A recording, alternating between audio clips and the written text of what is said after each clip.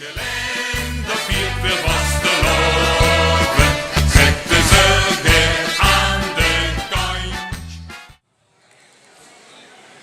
En geef ik aandacht.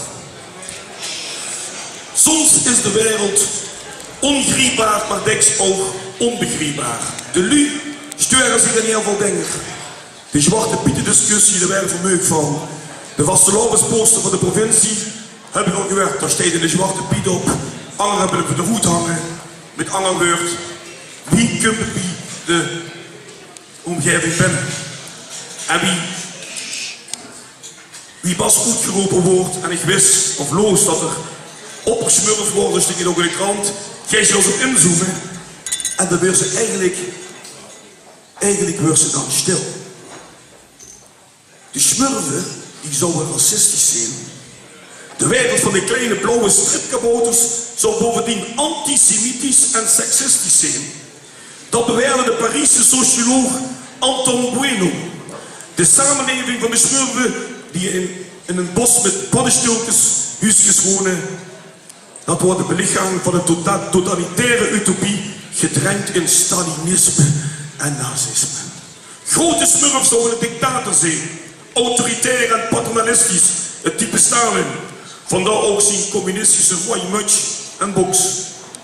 Smurf zou staan, social man under red father.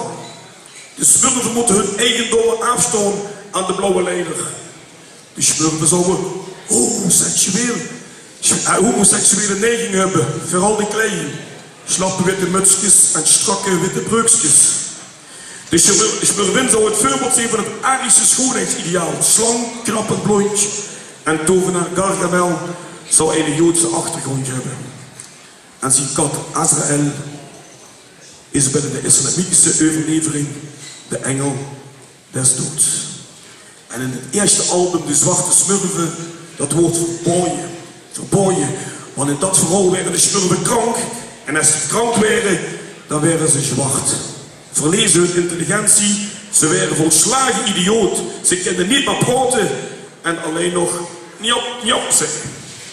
Pas toen het album aangepast wordt en de smurfen, als ze krank zijn, niet zwart, maar paars worden, toen mag het album werden uitgebracht. Weet je trouwens dat er 106 smurfen zijn? En sommige werden genoemd naar hun kwaliteiten. De grappensmurf, de sportsmurf, de dichtersmurf, de knutselsmurf. Anderen werden genoemd naar hun fysieke verschilling. Hippe smurf, de brilsmurf. En weer andere smurfen, die werden genoemd naar hun negatieve punten. De luie smurf, de knorrige smurf, de stomme smurf. En leefvlaggetjes ontlagen ze. Door veer in ons dagelijks leven, politiek of maatschappelijk gezien, niet niks hetzelfde. Nu beoordelen op betrekkingsniveau en niet op de inhoud. Wist je hier dat de smurfen geen vervoersprobleem hebben? Want die hebben namelijk geen vervoermiddel. Dus die hebben zich ook niks te maken met parkeerkosten. En als ze niet moeten reizen, dan pakken ze de ooievaar. Dat is dus ook geen parkeersmurf, dat bestaat niet. Dat vieren ons gemeente er vuil hebben, dat is niet erg. Maar dat die parkeersmurfen in onze optiek altijd op het verkeerde moment op de verkeerde plaats zien opereren, dat is pech hebben. En toen zag ik een van de adjudanten de P laten zien en ik vroeg heel graag Harold, geboren Gummels naar voren. We hebben een heel soort tuut bezig. Mag even de buitenmaatjes opmars voor Harold Gummels.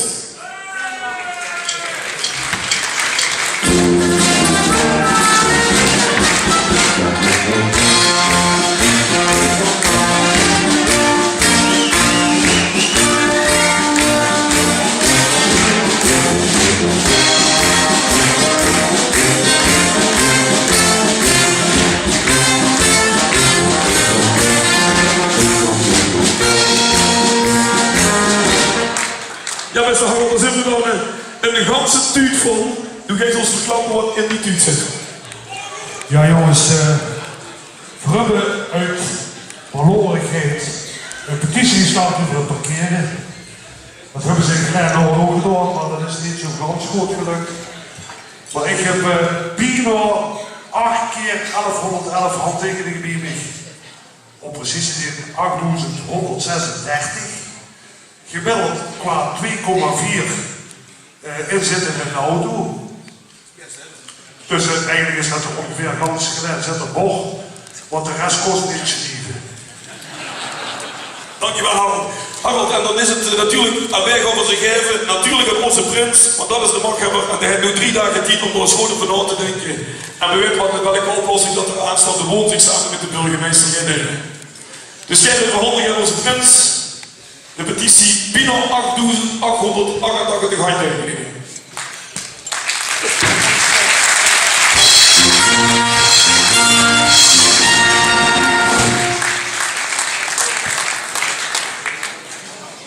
Mag dat een Pietermanners afmars voor Harold?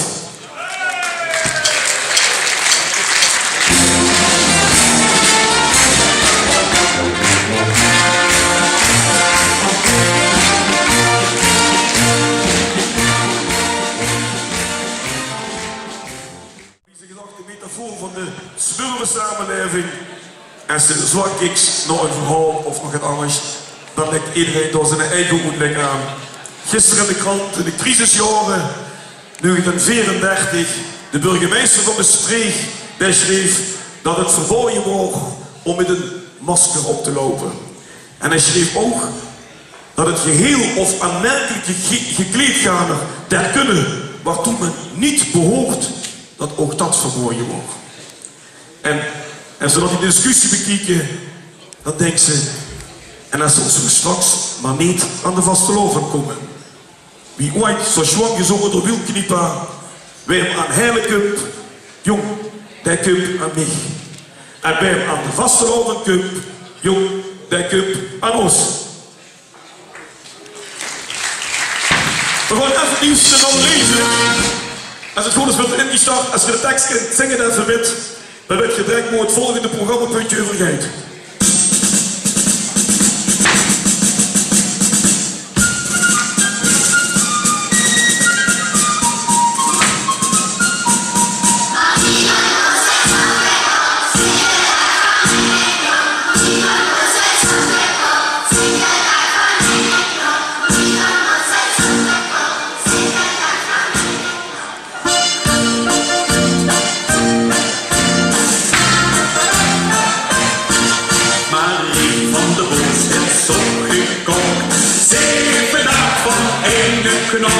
Maar in de kerk tot zo'n loop. Doe het maar liever eens gekocht. Wat moet ze met de kerk toch aan een loop? Geen zonder alleen met een oude knop. Maar een van de boos het zo gekocht. Zit het aan van een knop. Ja, lieflijk en ik de Vlaamse begonnen euro tot de nominatie van de Shabbatige Schotelsplak. En Marie van de Boos woont op het zwijgende Shabbatige huisje en wordt door de kleine geploogd, zo niet te werden wogen in het liedje. En we gaan die mevrouw niet vergeten voor door een ode met de Shabbatige Schotelsplak.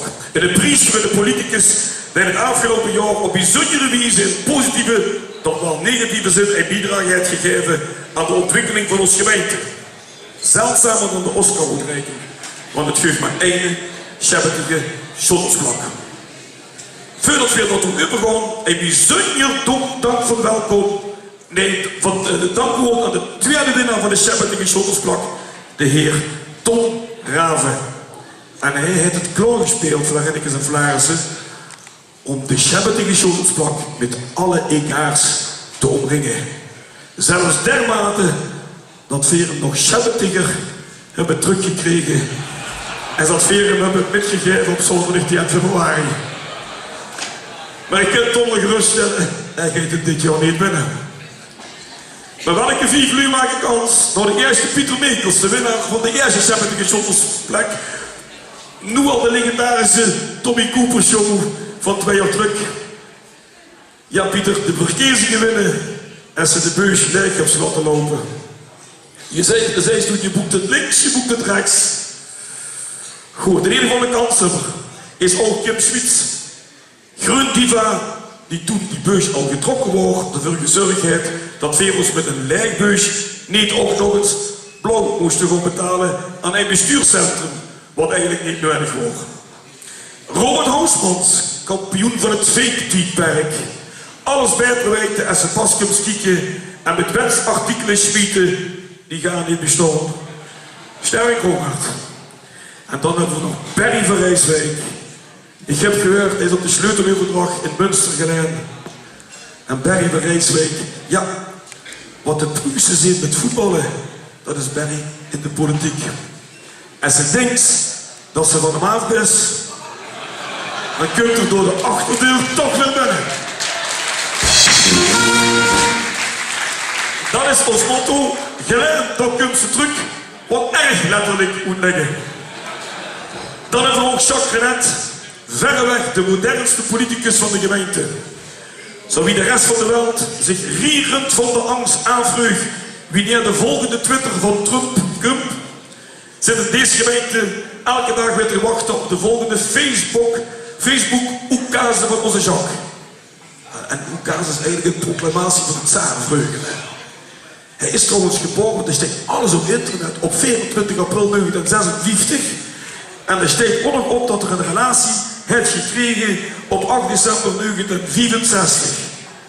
Toen wordt het kelke 9 jaar oud. Maar dan steekt het niet met wijn of met water die relatie heeft gekregen.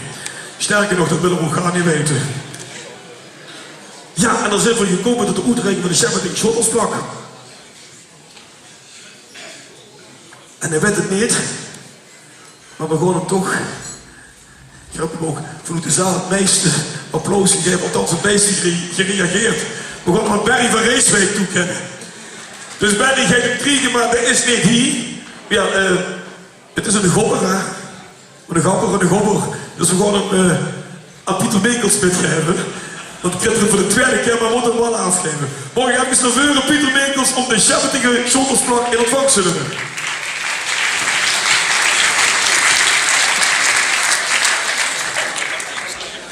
Je moest op de tijd slepen, ja zeker, alsjeblieft. Trouwens, die nominaties, dat doen de Vlaars in hetzelfde, hebben we een denktank voor. We moeten delegeren en wie deze. De naam van Barry van Rijswijk kunt erin staan, maar volgend jaar moet er allemaal weer terugbrengen. Dankjewel en vastelovend samen.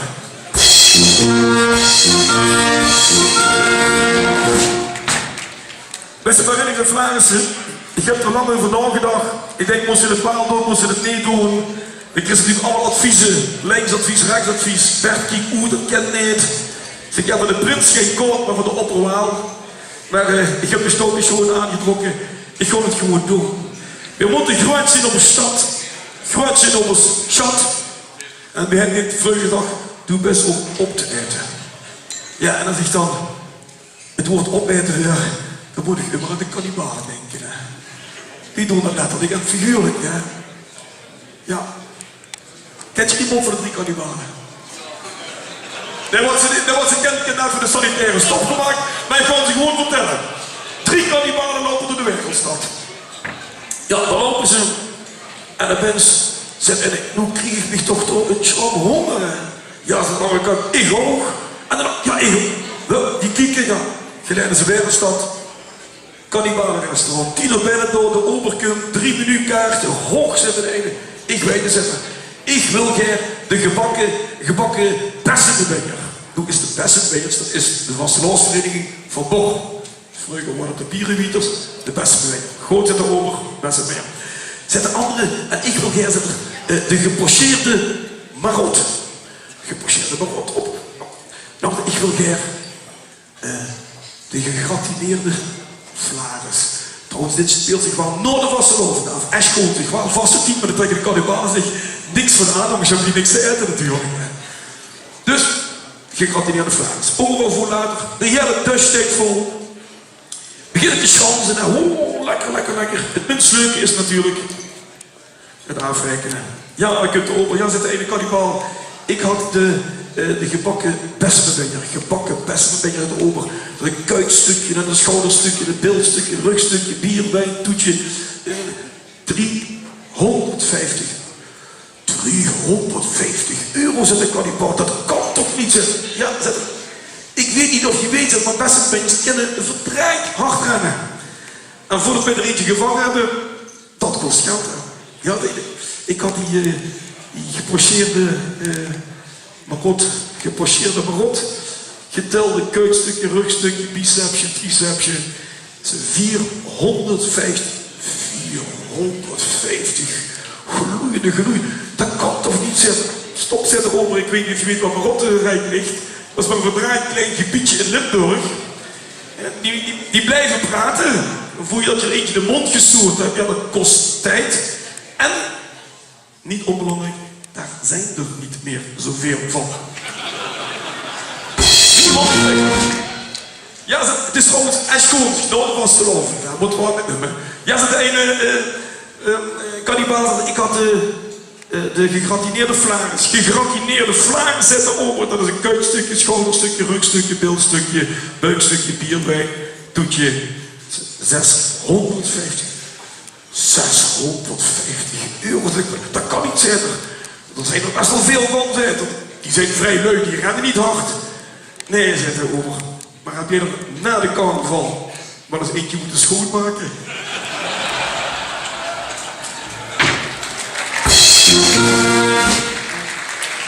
Goed, beste Verenigde Vlaamse. Bruidsvak aangeven, strong beginning, maar ook een emotional end. En ik vroeg de stadsprins met de adjudanten naar voren.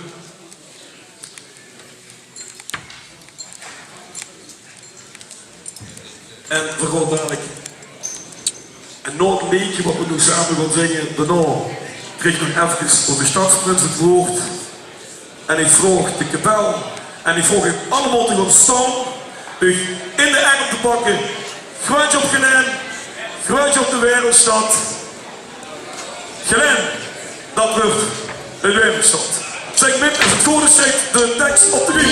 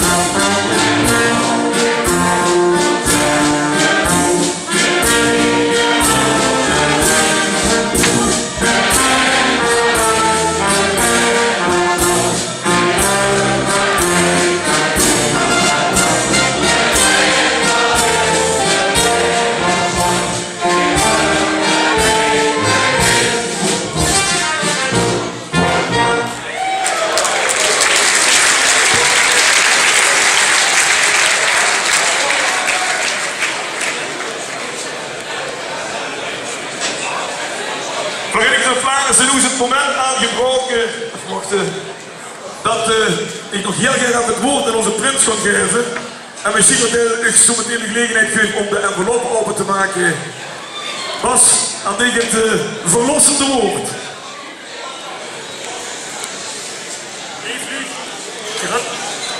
Je wilt de envelop al op tafel zijn liggen als het goed is. Met op de tekst, niet openen, wachten op het centje van de prins. En dit is even een stukje, hier weet ik ook niks van. Ik denk dat ik weet wat erin zit. Voor Montegroot zijn in onze stad. En we zijn vroeger een wereldstad geweest. We hadden misschien een wat mindere periode gekend, maar we komen er wel bovenop, hè, jongens. Als we allemaal de schouders van zitten.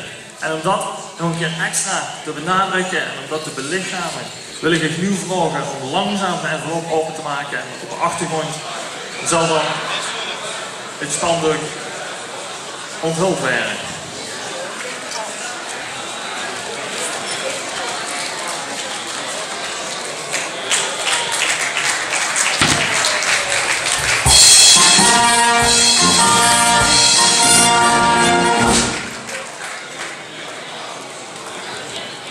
Dankjewel Bas. Het lied natuurlijk, en dan zal het ook wel de geestelijke vader zijn, I Amsterdam. Maar beter goed gekloot en slecht nog gemaakt. Dus bij deze We Are Wereldstad. En dat geeft in ieder geval weer dat we allemaal samen vorm en inhoud geven, vlees en bloed geven aan ons gewoon Wereldstad. Dankjewel.